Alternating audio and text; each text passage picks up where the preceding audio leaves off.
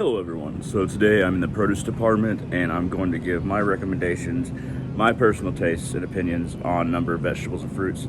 Now, I'm not an expert, but I know what I like and I know how I use it, so let's go ahead and take a look around. When it comes to tomatoes, the Roma are the ones that people buy the most, but they're also the crappiest. So here at Kroger, they are $1.19 a pound. Now if you're just gonna chop it up for salsa, or you're just gonna throw it on a salad and the tomato is not a main focus, sure, I can see that. But usually Roma are just, honestly, they don't taste that great. And they're just really like filler. They're kind of like filler in a way that Iceberg is, because Iceberg is like mainly water.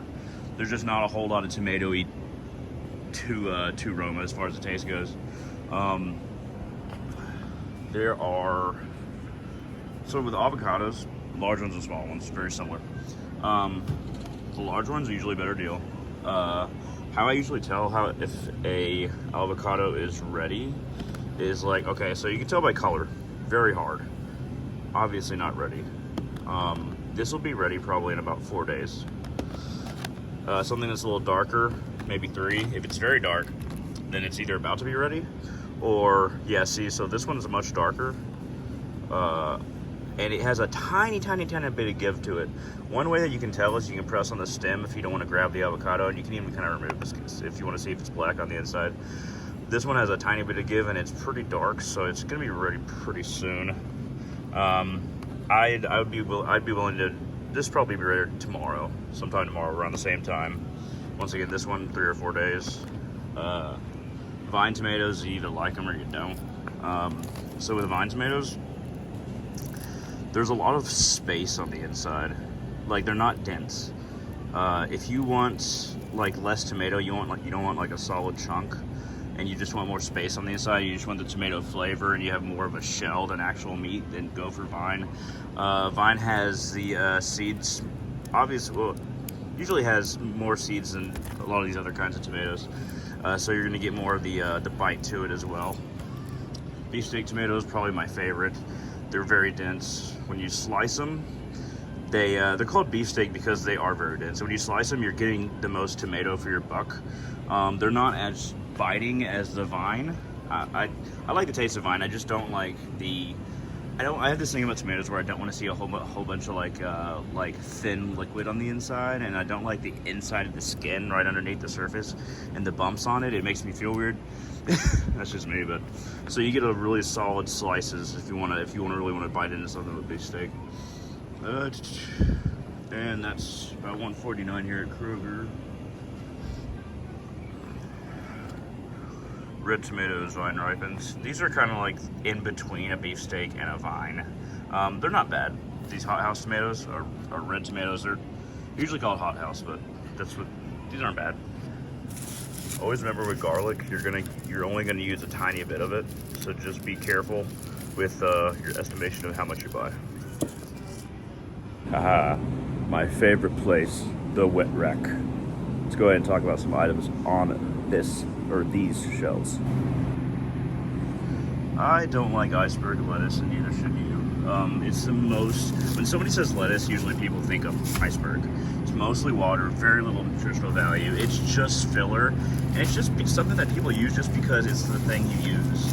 People are just so used to it, but it has very little nutritional value. It's mostly water, and it doesn't have any taste, or it's really crunchy texture. I don't like it. It's not good. Let's move on. So things that matter as far as like them being organic and them, tasting different. One of the things, so a lot of this stuff is not going to taste that different. Organic kale does taste better than a regular kale, in my opinion. A little bit so with collard greens, but I usually don't worry about that. Italian parsley is about the same as other Italian parsleys as far as organic goes. So is regular parsley, in my opinion. But these do taste a little bit better. They don't look very good right now, but those do taste. The green bell peppers taste a little bit better than regular green bell. This and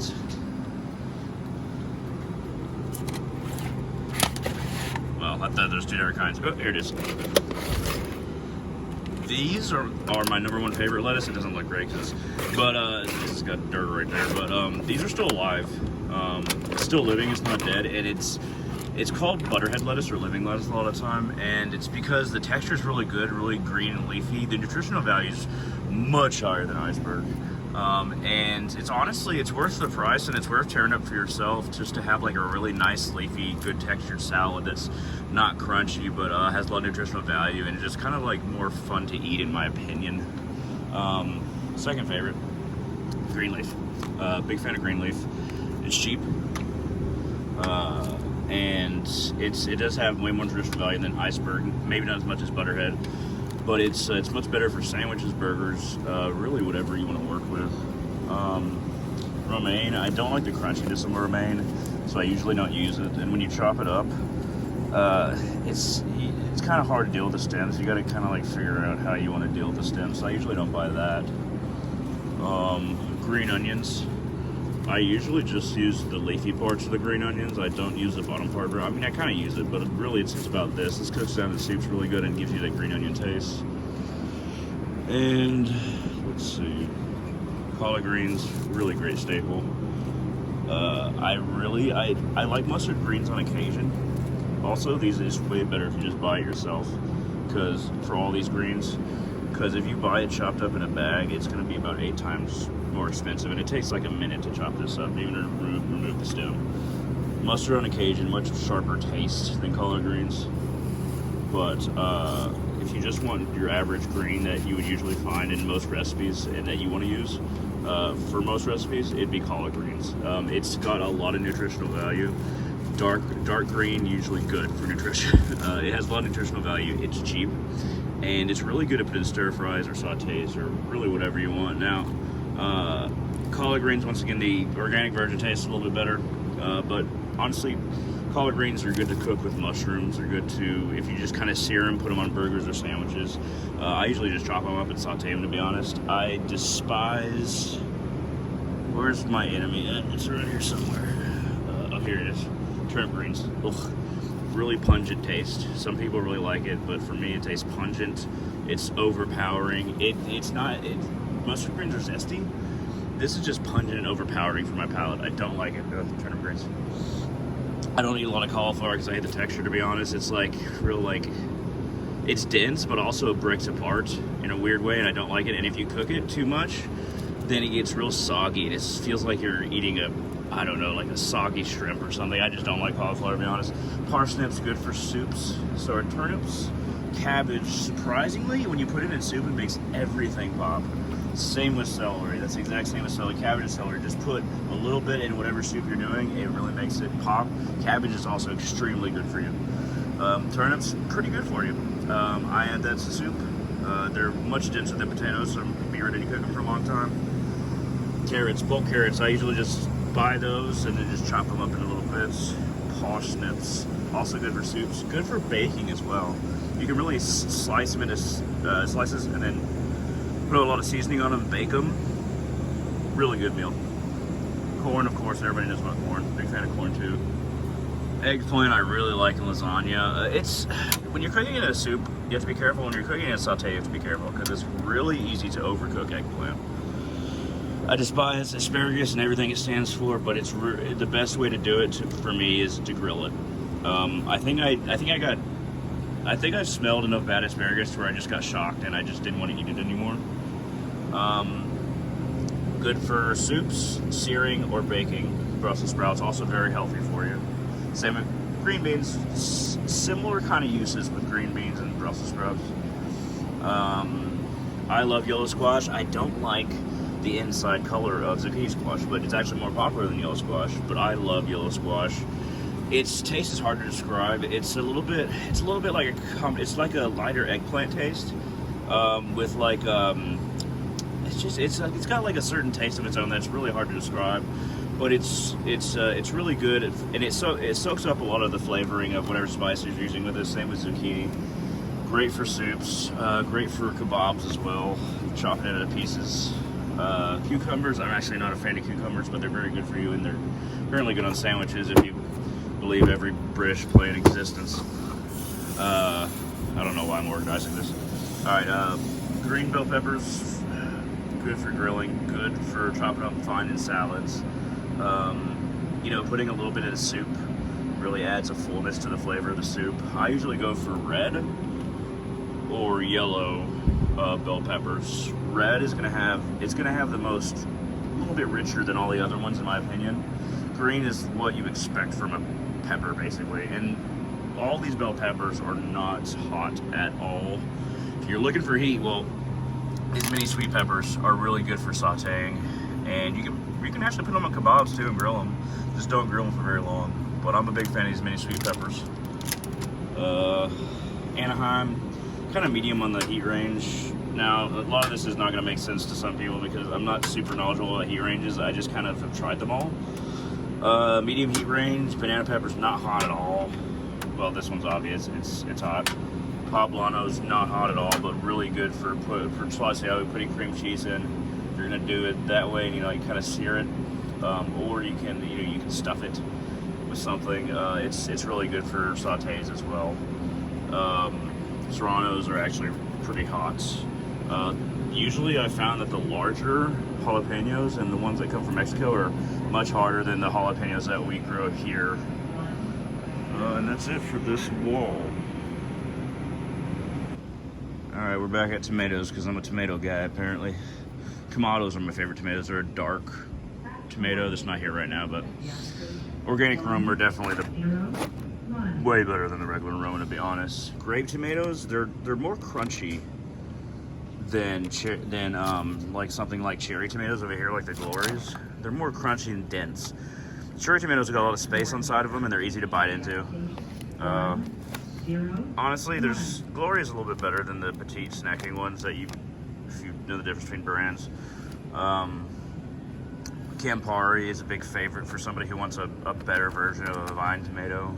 These Ruby Rose are great for snacking. You sometimes don't even need to put anything with them. I like to use a spoon and eat really any of these. Well, cherubs are my favorite. They're medium density. They're not as dense as the other kinds of grape tomatoes that are smaller. But I like to, with any kind of these tomatoes, I like to put like a lot of Italian dressing into a bowl and then use a spoon and then scoop up some of it with a tomato, eat them that way. Big fan of doing that. I don't use a lot of English cucumber. Some people use it a lot. It's kind of like one of those things you either like or you don't. So the hothouse tomatoes, the ones that come in the packages, are usually going to be better protected and better consistency with how they turn out, like how long they last and everything like that. But yeah, that's it for that table. So here's the thing about onions, sweet onions. They're harder on your stomach, but they're a sweeter onion, but it's not sweet as you usually think of it as. It's more like a sharp richness. I think of it more like that than like sweet. I don't really identify with that term. I don't identify with this term for this onion. These are denser. They're actually, red onions are better for you. Once again, usually darker better. Except when it comes to potatoes, and it doesn't really make any sense. But I like using red onion and sweet onion. Red onion I like to use when I'm trying to make it look palatable, and I want a starchier onion. White onions, they're two. There's not a huge difference between these three: yellow, white, and red. But these are the blandest. Yellow, kind of the most versatile use for everything. When it comes to berries, always buy Driscoll's. Or if you know of a better brand, sure. But Driscoll's always has the best strawberries. Always look at the bottom when you're looking at strawberries, you know that. Big fan of strawberries. I got another quirk. I don't like seeing in the middle of a strawberry. And I'm not gonna say why, because I mean, if you really want to know, you can message me, but I don't want to put it in the video. Anyway, really good, cut off the stem, put them in sugar, something like that. I usually just bite off the end. I usually, unfortunately, waste like the top that's right next to the stem, which is terrible of me. You should never do that. But Driscoll's is a really good brand. See, Driscoll's. Organic berries do taste better than regular berries. Some people say that they don't, but those people are either wrong or they're part of some conspiracy to destroy your life. So organic berries are usually better. gotta be more careful with looking if organic berries are bad, because so few people buy them that they just kind of sit out a lot of the time. I'm a big fan of a lot of antioxidants in blueberries, you know that. I don't really have a whole lot to say about berries except for look for Driscoll's, and yeah, I like all these. Good, they're good. That's it. I like grapes too. So here's the thing about grapes. So whenever you buy any kind of berries, well, mainly grapes, but also strawberries, wash them off. A lot of dirt, a lot of stuff comes off of them. You're usually more okay with the other kinds of berries, but like, always wash your grapes and always look for, there's always bad grapes just hiding amidst. That one's easy to see. That's a gimme, but always look like inside the grapes, like what's nestled in there. If it's like starting to get like a little bit of a darker color, you don't want to buy that grape unless it's supposed to be dark like a black grape. But yeah, just watch out for that.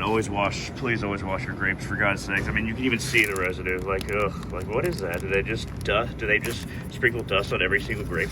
Anyway, that's all I got to say about grapes. All right, everybody, that's all I'm going to talk about today. I'll probably go into citrus and potatoes another time. If you like these kind of videos, let me know in the comment section below. Hit that thumbs up, really helps traffic to the channel. Any questions, comments, concerns, comment section below. And I hope to see all of you on the channel in the future.